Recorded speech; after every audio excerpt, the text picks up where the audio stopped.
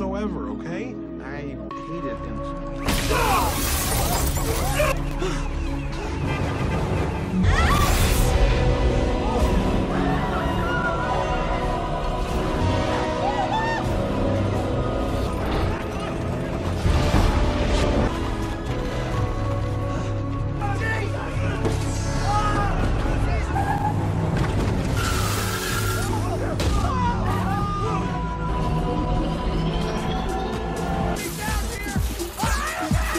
Halo sobat semua, kembali lagi bersama saya Michael yang kali ini akan menjabarkan sebuah cerita komedi dengan mengambil latar belakang kehidupan para selebritis Hollywood ketika menghadapi hari kiamat.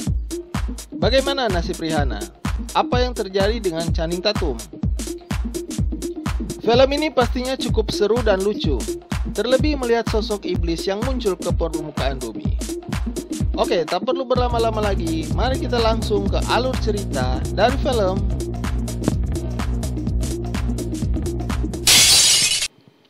Kisah diawali ketika Seth Rogen menjemput Jay Baruchel di bandara. Kedua sahabat ini sudah lama tidak saling bertemu. Ya, nama juga seorang aktor terkenal, beberapa orang di situ menyapanya. Saat di mobil, Seth menegur Jay yang suka makan gluten. Menurutnya tidak sehat. Tapi butut-bututnya dia makan juga. BTW, gluten apaan sih? Sesampainya di rumah, Seth telah mempersiapkan kejutan untuk Jay. Di meja telah tersedia berbagai hal yang disukai Jay, termasuk ganja. Wow.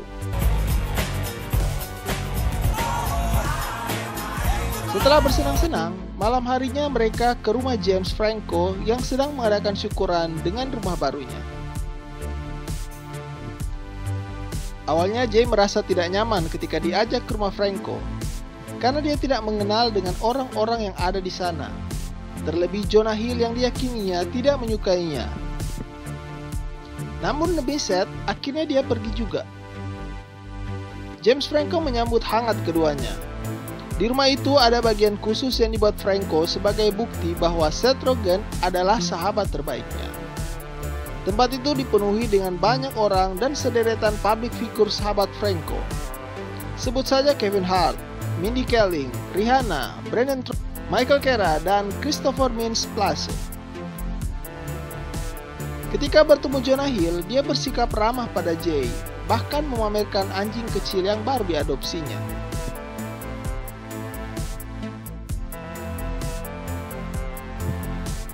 Jay selanjutnya pamit untuk pergi merokok.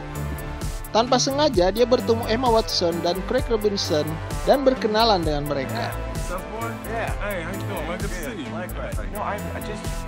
Sementara di bagian lain, Seth dan Franco membicarakan tentang planning proyek kegilaan film kerjasama selanjutnya. Saat semuanya sedang berkumpul mendengarkan Craig dan Rihanna yang bernyanyi, Jay meninggalkan tempat itu dan merokok di luar. Dia merasa risih dengan lirik yang mereka bawakan, dan dia merasa Seth meninggalkannya sendiri. Lebay si Jay. Jay lalu mencari akal untuk mengajak Seth keluar. Dia kemudian mengajak Seth untuk menemaninya membeli rokok.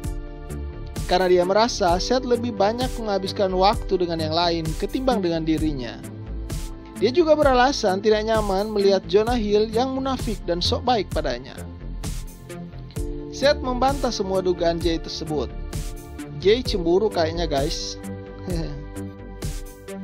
Saat di minimarket, terlihat oma penjaganya sangat judes pada seorang bapak yang ingin meminjam toilet untuk anaknya.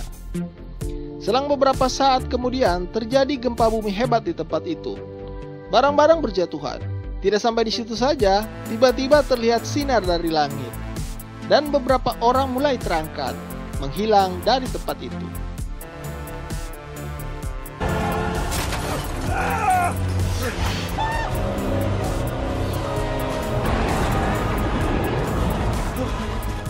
Tapi tidak dengan si oma penjaga kasih.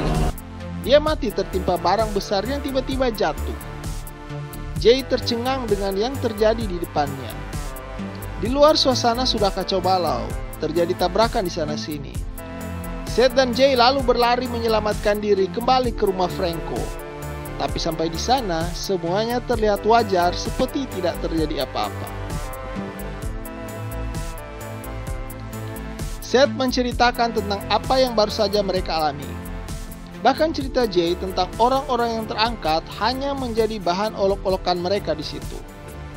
Akan tetapi, situasi menjadi berbeda ketika gempa beberapa saat kemudian terjadi di tempat itu. Orang-orang pun berhamburan keluar. Di luar, akhirnya mereka bisa melihat langsung bahwa dunia sedang tidak baik-baik saja. Suasana semakin menjadi kacau saat Michael Kera akhirnya tewas mengenaskan saat sibuk mencari ponselnya yang ternyata masih terselip di sakunya. Tanah pijakan mereka mendadak terbelah dan menelan beberapa orang ke dalamnya, termasuk Rihanna.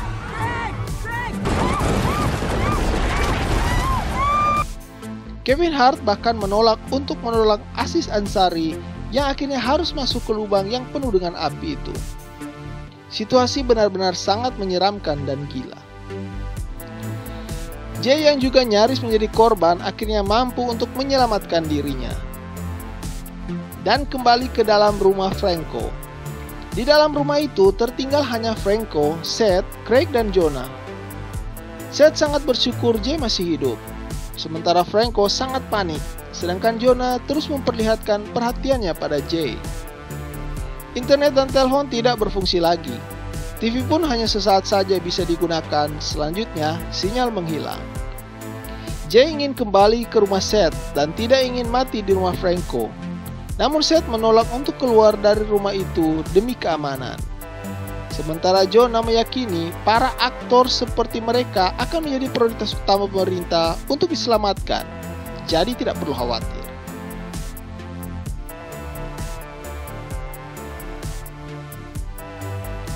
Sebuah helikopter yang diharapkan dapat membantu mereka justru jatuh. Mereka pun akhirnya sepakat untuk bertahan hidup di rumah itu dengan mengumpulkan sisa-sisa persediaan makanan dan perlengkapan yang ada. Lucu saat sebuah pistol yang ada isinya main dilempar-lempar saja oleh Franco dan Jonah.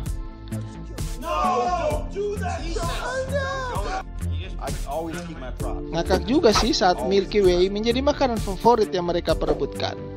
Endorse mungkin kayaknya. Saat hendak tidur, bapak-bapak ini merasa tidak nyaman tidur sendiri-sendiri. Satu persatu mereka ngumpul di tempatnya Jay. Keesokan harinya, betapa kagetnya James Franco saat melihat seorang tamu yang tidak diundangnya sudah ada di dalam rumahnya dan menghabiskan persediaan makanan yang mereka kumpulkan semalam. Dia adalah Danny McBride. Betapa emosinya mereka melihat hal itu. Gue saja emosi sih. Tapi mereka tidak bisa berbuat apa-apa karena bagaimanapun Danny adalah teman mereka juga. Dia terlihat menertawakan saat Seth menceritakan teman mereka yang satu persatu sudah mati. Danny menganggap itu hanya sebuah lelucon. Tiba-tiba pintu yang ada di situ digedor-gedor dari luar. Seorang asing menjulurkan kepalanya masuk dari pintu yang sudah hancur, meminta mereka untuk membukakan pintu tersebut. Namun Franco menolak karena dia tidak mengenal orang itu. Dia takut orang tersebut mungkin psikopat yang akan memperkosa mereka atau mengkritiki payudara Seth. Apaan sih?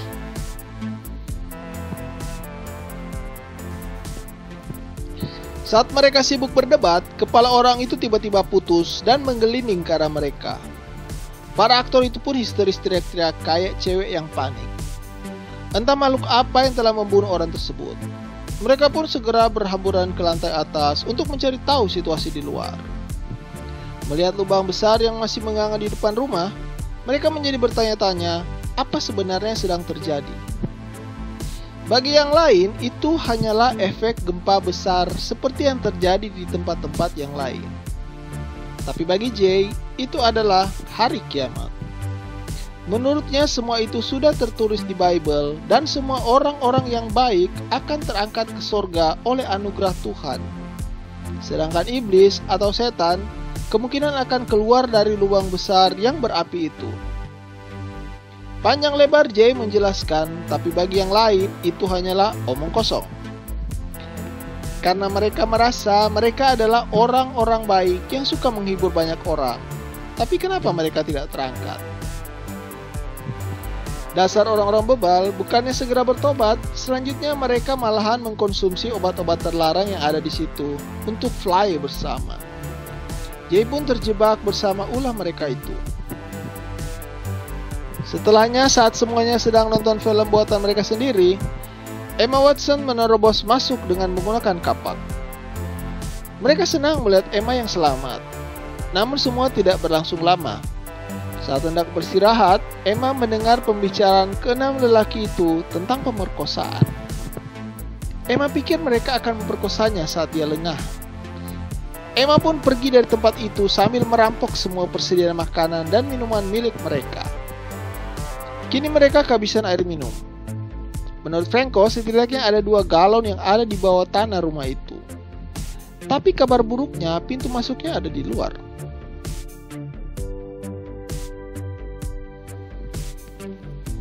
Setelah menggunakan polling, akhirnya Craig yang mendapat bagian untuk pergi mengambilnya. Mereka kemudian melilitkan tali ke tubuh Craig sebagai keamanan. Craig pun berjalan pelan ke arah pintu masuk gudang, tapi sayangnya pintu itu ternyata terkunci. Merasa ada makhluk yang mengawasinya, Craig berlari kembali ke dalam rumah. Demi untuk bisa sampai ke ruang bawah tanah, mereka selanjutnya menghancurkan lantai rumah Franco. Tentu tidak mudah, butuh waktu, dan mereka bergilir melakukannya. Craig menemui Jay dan sepertinya dia mulai mempercayai ucapan Jay tentang hari kiamat. Jay menganjurkan agar mereka dapat membuktikan kepada Tuhan bahwa mereka layak untuk terangkat ke surga dengan melakukan hal yang baik seturut dengan firman Tuhan yang ada di Bible. Setelah berjuang keras, akhirnya lantai itu jebol juga. Dan mereka berhasil mendapatkan 2 galon air minum pelepas dahaga.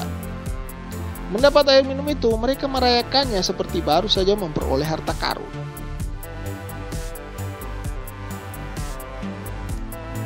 Si troublemaker Danny tidak puas dengan segelas air yang sudah dibagikan. Dia lalu menambah air minum dari galon yang ada.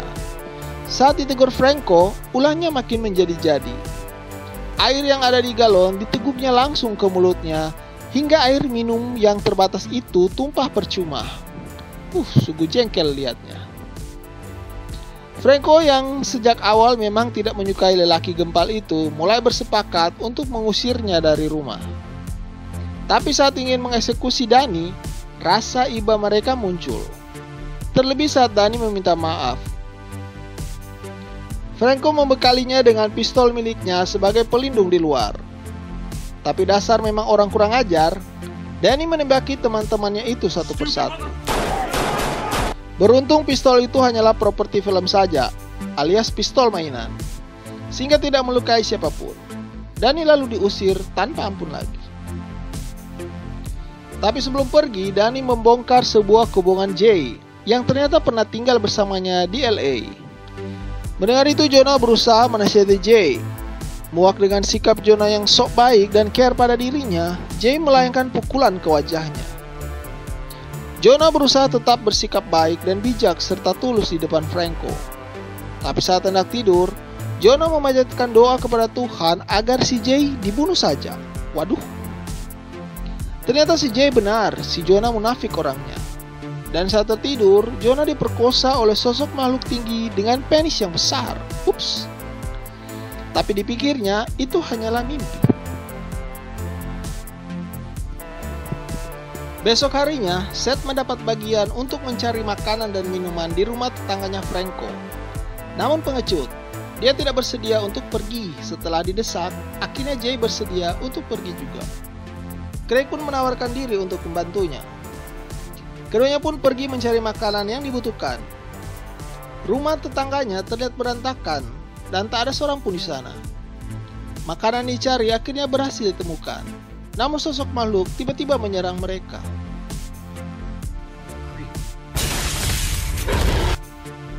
Sementara itu di rumahnya Franco, Seth dan Franco mendapati tubuh Jonah yang sudah terbaring tak bergerak. Tiba-tiba Jonah mengeluarkan suara yang berat dan menggelegar, disertai dengan muntahan lendir yang menjijikkan. Sepertinya dia sedang kerasukan. Jonah selanjutnya menyerang Franco dan Seth. Keduanya berusaha menyelamatkan diri semampunya. Begitu juga dengan yang dilakukan Jay dan Craig yang terus berjuang melepaskan diri dari makhluk tadi.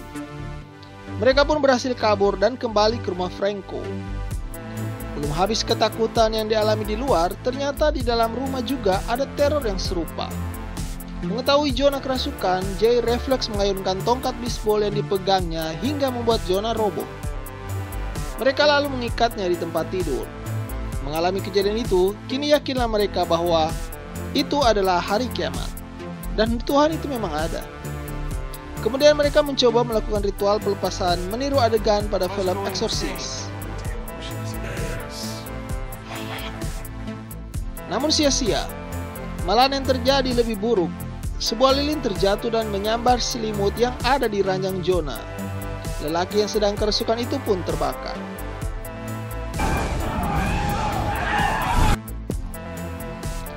Semuanya berteriak-teriak ketakutan melihat kawannya itu terbakar. Jonah yang terbakar kemudian mengejar mereka. Franco dan yang lain berhamburan kabur hingga keluar rumah menyelamatkan diri karena rumah itu mulai terbakar hebat. Jonah yang mengejar mereka akhirnya terhenti saat pilar bangunan itu roboh menimpanya. Menyadari situasi di luar tidak aman, Franco dan yang lain bermaksud kabur dengan menggunakan mobil yang ada di garasi. Namun sosok makhluk bersayap besar menghadang mereka. Craig yang merasa sudah banyak melakukan kesalahan semasa hidupnya mempersilahkan teman-temannya itu untuk pergi dan menghadapi makhluk itu untuk mengalihkan perhatiannya. Craig memancing makhluk itu untuk menyerangnya. Makhluk itu memburu Craig. Tanpa takut, Craig pun melawannya. Dan tiba-tiba, sebuah cahaya dari langit kembali muncul, menghalau makhluk itu dan membawa tubuh Craig terbang menembus langit. Bengong Seth dan Franco melihat itu. Mereka bertiga lalu sepakat untuk berbuat baik agar mendapat anugerah Tuhan dan dapat diselamatkan seperti Craig. Tiba-tiba mobil mereka ditabrak sebuah mobil kawanan kanibal. Dan ternyata bos kawanan itu adalah Danny. Gilanya, Channing Tatum yang gagah di film G.I. Joe menjadi hewan pelampiasan nafsunya si Danny. Haha, sungguh gila. Danny tidak memandang mereka sebagai sahabatnya lagi dan mempersilahkan kawanannya untuk memakan mereka. Franco lalu menyuruh Jay dan Seth untuk pergi dan dia berkelahi dengan para manusia kanibal. Cahaya dari langit pun kembali muncul dan hendak menyelamatkan Franco. Tapi bodohnya, saking senangnya dia mengucapkan kata-kata kotor dan memaki sehingga cahaya itu kembali menghilang dan batal untuk menyelamatkannya. Tanpa ampun mereka pun memangsanya. Melihat Franco tewas, Seth dan Jay bersembunyi. Tak berapa lama terdengar langkah kaki makhluk yang sangat besar berjalan ke arah mereka. Dan benar saja, sosok makhluk bertanduk yang sangat besar sudah ada di depan mereka. Pasrah dengan keadaan, Jay lalu mengaku semua kesalahan dan kekurangannya pada Seth dan memohon maaf. Mereka pun berpelukan dan siap dimangsa makhluk itu. Namun anugerah Tuhan bersinar dan menyelamatkan Jay, tapi tidak dengan Seth. Jay sangat bersuka cita. Dia meminta Seth untuk memegang tangannya agar Seth tidak tertinggal. Keduanya pun terangkat. Namun Seth menyadari dia tidak pantas masuk ke surga karena dia tidak terpilih. Khawatir Jay tidak akan menembus surga karena memaksa membawanya, Seth rela melepaskan genggamannya dan tubuhnya pun jatuh kembali ke bumi, ke mulut makhluk iblis yang sudah menganga lebar. Saat itu pula cahaya anugerah Tuhan menyelamatkan dan merobohkan makhluk itu. Jay dan Seth menyambut penuh ceria kemenangan mereka hingga sampai ke surga. Di sana mereka disambut Craig. Tapi agak gila sih ketika di surga mereka bisa menghisap ganja. Menurut Craig, mereka bisa meminta apa saja di situ. Dan tanpa ragu, Jay mengundang Backstreet Boys untuk hadir di situ dan mengakhiri film ini.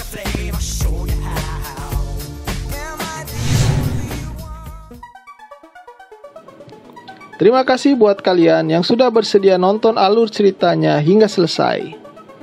Jangan lupa tinggalkan dukungannya dengan subscribe channel saya ini ya.